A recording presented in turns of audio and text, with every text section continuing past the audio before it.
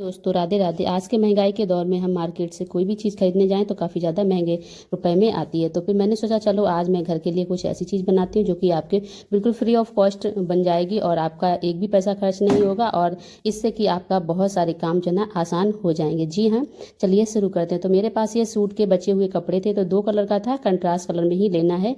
और इस तरह से मैंने 16 सेंटीमीटर जो है इस राउंड शेप की लंबाई ली है और इसी से मैंने दोनों कलर के जो पीस हैं उन्हें 7-7 पीस जो है वो कट करके रेडी कर लिए हैं और इसके सेम नाप में हमने रेडी करना है जैसे। और अब क्या करना है, दोनों को एक एक उठाने और अंदर साइड सीधा करके बाहर साइड उल्टा करके सिलाई लगा लेनी है सभी पीसों पे। तो इस तरह से 7 पीस रेडी होंगे। उन्हें सीधा करने के बाद में हमें उनके ऊपर इस तरह से जो खुले हुए सिरे थे उन्हें हमें कर देना है बंद और उसके बाद अच्छे से कॉर्नर निकालते हुए इसके ऊपर हमें सिलाई प्रेस कर देनी ताकि कपड़ा अच्छे से बैठ जाए। इसके बाद एक हमने सर्किल लिया है पेपर का और इसकी जो डायमीटर है वो 15 सेंटीमीटर है। उसके बाद यहाँ पे बिल्कुल सेंटर में पीस लाइन ड्रॉ की, उसके बाद 6-6 सेंटीमीटर की इस तरह से कर्व बनाया और उन्हें एक पॉइंट से मिलाया और इन्हीं लाइनों को हम बिल्कुल मोड़ेंगे यहाँ से। और जिस तरह से हम पेपर को मोड़ रहे हैं ना, इसी तरह से हमारे सारे जो गोला हमने रेडी किए हैं कपड़े से इन्हें भी मोड़ना है। तो इस पे इसलिए पहले दिखा रहे ताकि आपको आसानी हो समझने में और कपड़े में ना सभी कपड़ों में हमें अलग अलग मार्क ना करना पड़े, इसलिए हम पेपर पे कर रहे हैं ताकि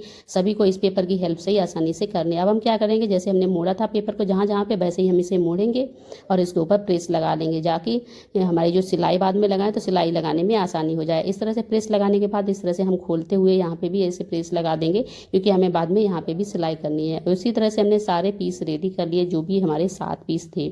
अब इन सभी पीसों को जैसे हम रख रहे हैं इसी हिसाब से हमें इनके ऊपर सिलाई लगानी है। तो पहले 2 पीस हमने उठाए जहाँ पे प्रेस लगी हुई थी वहीं पे सिलाई लगाएंगे और इसी तरह से सारे पीसों को एक एक करके हम इसमें जोड़ते जाएंगे एक के बाद एक। तो हमारा इस तरह से 7 पीस रेडी हो गए। आप चाहें तो इतना भी रख सकते हो, इसके ऊपर सिलाई लगा दीजिए, लेकिन मैं इसे थोड़ा और अट्रैक्टिव करने के लिए इसके यहाँ पे जो है ना बिल्कुल सेम इस तरह से लगाएंगे, कपड़ा बिल्कुल भी मुड़े ना। और इस तरह से सभी पीसों पे सिलाई लगा देंगे जो कि हमारे 7 से 8 कलियाँ टाइप से बनेगी उन सभी पे।